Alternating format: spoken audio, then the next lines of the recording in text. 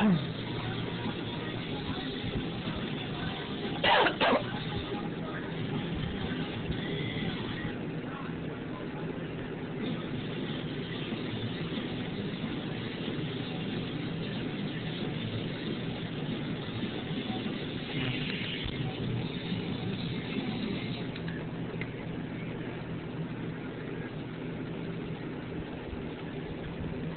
itself. That was Cult Personality. That is the theme song of CM Punk, and I'm going to talk about the history of professional wrestling on today's episode of the J-Red Show. It can all go back to 1830s France, when showmen presented wrestlers under names such as Edward the Steel Eater, Gustave Dagon the Bone Wrecker, or Bonnet the Ox of the Low Alps, and challenged members of the public to knock down for 500 francs. In 1848, French showman Jean Expert formed the first modern wrestling circus troupe and established rules not to execute holds below the waist, a style named flat hand wrestling. The new style soon spread over the rest of Europe, the Austro-Hungarian Empire, Italy, Denmark, Russia, and other names of Greco-Roman wrestling. Classic wrestling or French wrestling. By the end of the 19th century, the modern Greco-Roman wrestling style went on to be the most fashionable sport in Europe, and in 1898, French Paul Ponce the Colossus became the first professional world champion. And the modern style of professional wrestling, which was popularized here in America and across the pond in Britain during the late 19th century, is called catch-as-catch-can style. Originally thought of the unorthodox and more lax-as style, catch wrestling differs from Greco-Roman wrestling and is allowed for grapples. Greco-Roman strictly prohibits grappling below the waist, while catch wrestling allows above the waist and below the waist, including leg grips.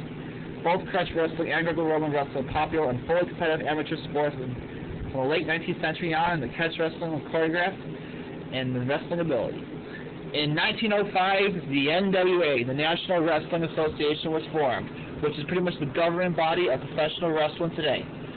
And like I said, this is where it all began. This is like the FIFA or the IIHF of wrestling. It's pretty much a group. It's just a big group of wrestling. It was founded in 1940. Sorry, it wasn't founded in 1905. It was founded in 1948. And anyhow, it's just launched the modern day wrestling, which came out today. In professional wrestling, you got baby faces and you got heels. The baby faces are good guys, heels are bad guys. And we'll begin back to the music. And once I come back, I'll start with the WWF, and we'll start with wrestling, modern day wrestling today. 585-343-9422, and that's the number of C43WGCC. You can listen online at www.wgcc-hyphen.com. And here's a band that was just in Darien like a couple days ago. Avenged Sevenfold was So Far Away. So keep on to 9.7 the Music FM. 90.7 the Music FM. That was Avenged Sevenfold was So Far Away. Got on the line finally. And this is the J-Red. They delivered a great concert on Tuesday. Tuesday. Great concert Tuesday.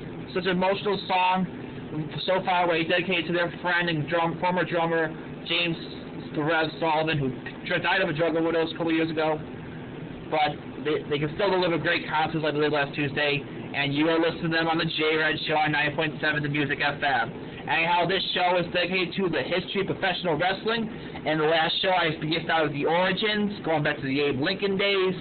And then they talk about the National Wrestling Alliance and the companies it spawned.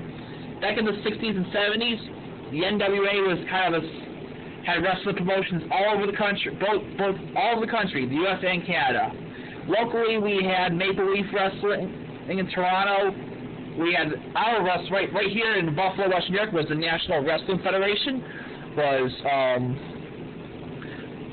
right here in Buffalo and Cleveland.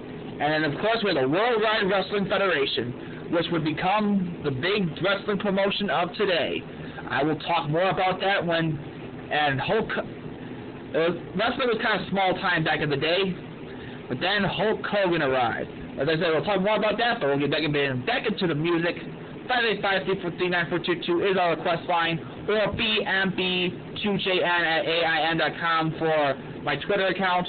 And coming up next is another band that was at Darien Lake, Korn with Narcissistic Cannibals. Keep up with 9.7 the Music FM.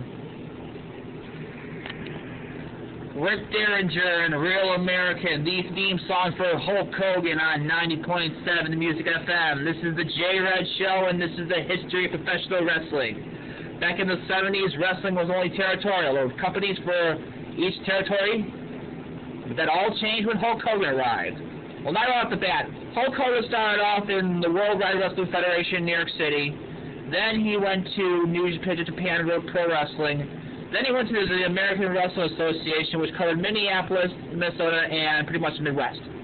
Then Hulk Hogan went to appear in a movie called Rocky III with Sylvester Stallone.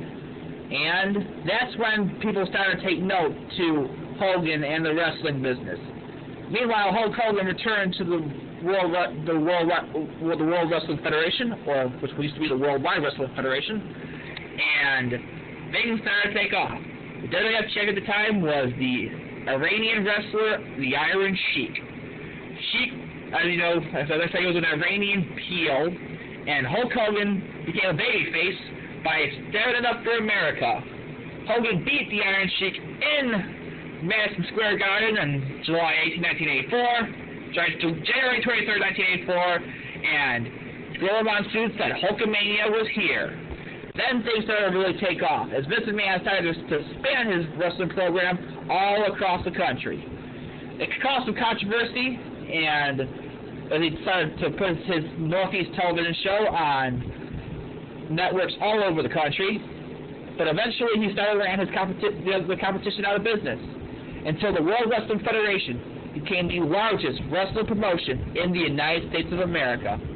So wrestling was put on the map thanks to Hulk Hogan. When we come back, we'll talk about the grand prize of all this, WrestleMania, and how wrestling really took off into the mainstream. But first, we got some more music to play.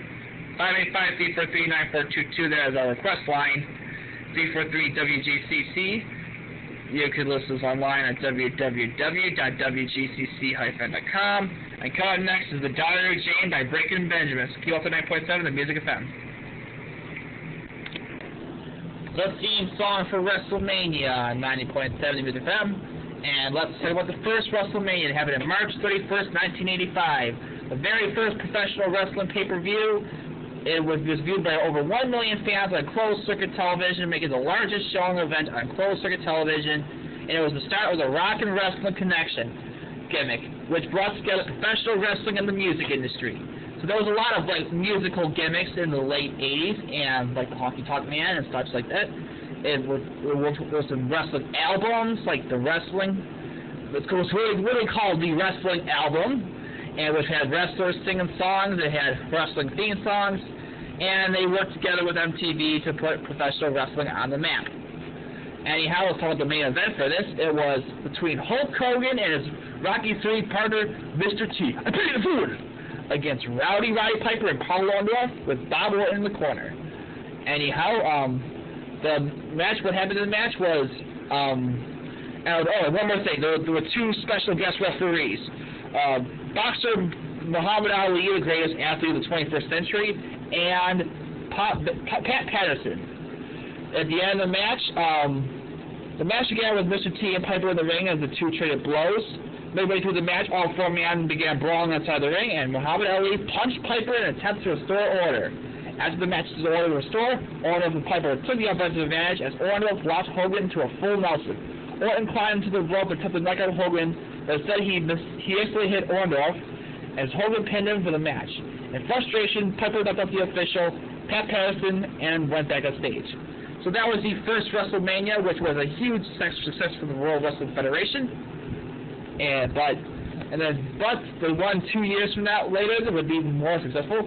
The first we quickly talk about the next year's WrestleMania. It was between Hulk Hogan and King Kong Bundy, as Hogan won the cage match for the World Wrestling Federation title. And we're going to be getting back into the music. And when I come back, I'll talk about the grand pinnacle, the biggest wrestling event of all time, WrestleMania 3, and the records it broke. So keep up the 9.7 Music FM. Here's Phil Collins, Billy Bailey, Easy Lover. 90.7 The Music FM. That was Phil Collins and Philip Bailey with Easy Lover, and you're listening to 90.7 The Music FM. And this is the history of professional wrestling. And now let's talk about WrestleMania 3. The main feud was between Andre the Giant and Hulk Hogan. Hogan and Andre were both baby faces, good guys, remember? And when Hogan was given a trophy to be the WWF champion for 3 years, and Andre, who was his good friend, came out to congratulate him. Shortly afterwards, Andre was presented a slightly smaller trophy for being undefeated in the WWF for 15 years. And Hogan came out to congratulate Andre, but ended up being the focal point of the interview. Annoyed by this, Andre walked out during Hogan's congratulations speech, and not long after that, on edition of the interview of the segment of Piper's Pit, Bobby the Brain Heenan, a heel bad guy manager, and a long-time Hogan adversary, announced himself to be Andre's new manager. Hogan was upset because he didn't want to wrestle his friend. Andre then challenged Hogan to a title at WrestleMania 3 and attacked Hogan, ripping off his t-shirt and crucifix necklace. So came WrestleMania 3, which took place which was the height of the 1980s wrestling boom.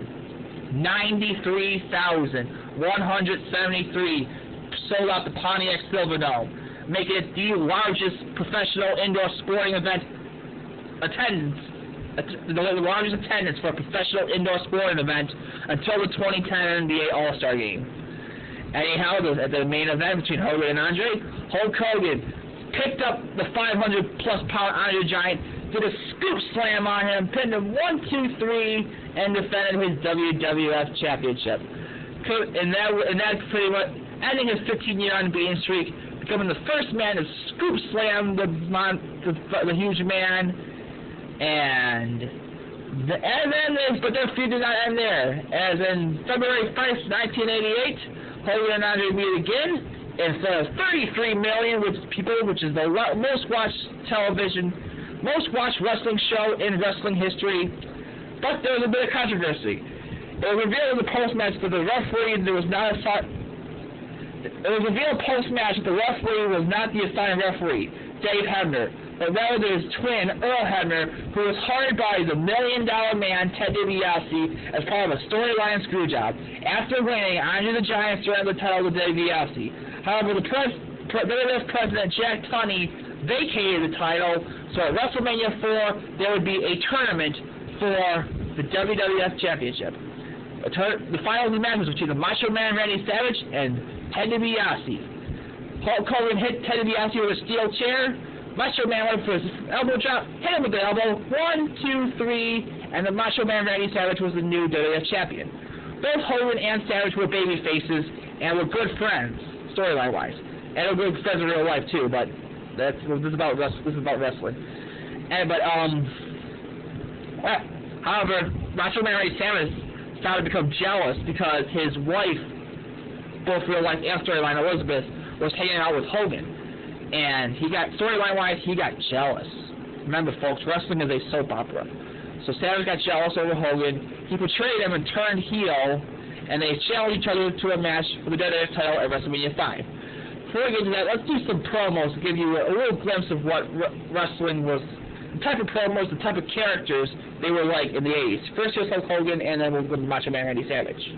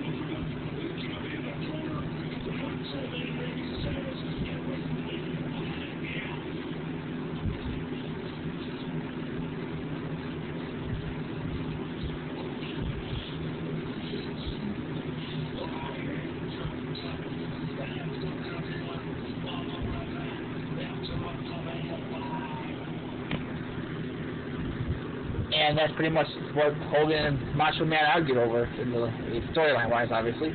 But anyhow, during WrestleMania 5, Macho Man laid it up, put up for his elbow drop. Pitt landed on Hulk Hogan, but Hulk Hogan did his Hulk up, in which he did this every match. He would get beat down, and then he would stand up. He would blow some steam to shake around, put his finger to his opponent as he punched him 3 times. There was this big boot, leg drop, 1, 2, 3, and Hulk Hogan won his second WWF Championship. But it was a huge success for the World Wrestling Federation. But all things must come to an end. All good things must come to an end. So we'll get back to the music. We'll talk about the end of the 80s wrestling boom. But coming next is Jukebox Hero by Chorus. He both 9.7 and Music FM.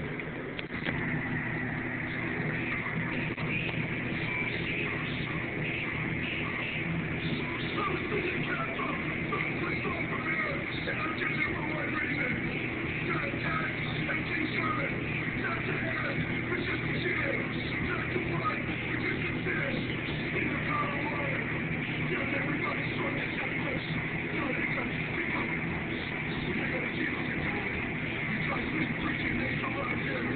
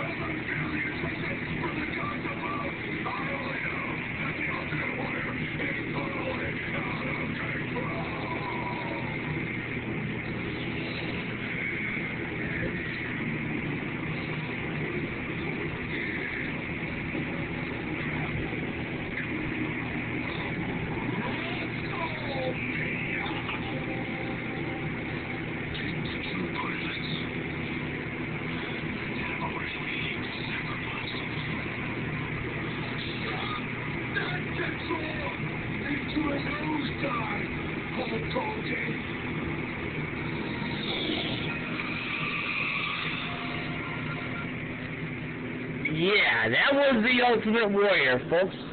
He made promos that, well, made no sense. But he was very popular among the fans, and at WrestleMania 6, he challenged Hulk Hogan for the WWE title, and he won. And, like I said, and so this was pretty much Hulk Hogan, quote, passing the torch from Hogan to the Warrior. But things were not meant to be. About a year later, America entered the Gulf War. Professional wrestler Sergeant Slaughter started a controversial gimmick where he began supporting Iraq, and he was being managed by a guy named General Adnan, who is a real-life high school childhood friend of Saddam Hussein. True story. Anyhow, the Warrior started a feud with the Macho King Randy Savage. The Macho Man Randy Savage became started a King gimmick after he won the tournament called the King of the Ring. But anyhow, the Macho King Randy Savage hit the Warrior with a scepter. Sergeant Slaughter pinned the Warrior at the 1991 Royal Rumble and won the WWE title. But only for 2 months there. So at WrestleMania 7, Hulk Hogan stood up for America again and won the WWE title. Warrior also got revenge on Savage. But anyhow, now we'll talk about SummerSlam 91. Hulk Hogan and the Warrior were supposed to team up against Slaughter, Adnan, and Colonel Mustafa, who was actually the Iranian Iron Sheik. And the Hogan and Warrior were supposed to represent America. However, turmoil spoke backstage as the Ultimate Warrior in real life, the Ultimate Warrior threatened Vince McMahon, the owner of Vince McMahon, saying, "Pay me X amount of dollars," and it says, "Pay me X amount of dollars or I won't perform." McMahon eventually gave him the money. The Warrior and Hogan wrestled and won, and then McMahon fired the Warrior. And then more problems became with the rest of the business. In 1992, anabolic steroid abuse and sexual harassment charges were harming the promotion's friendly family image. Also, the fans who were kids in the mid-1980s and 1990s grew bored of the comic book style wrestlers in the 1980s and turned attention away from their childhood favorites like Hogan, the Jagged Diner, the Superfly Jay Snuka, in favor of the new generation. Well, we get back into the music, and then we'll talk about this new generation. And for folks watching on YouTube, I'm going to put part 2 below, because it's just to save some battery. So come up next is, our next song will be Land of Confusion by Genesis. Keep up with that for a second, and music phone.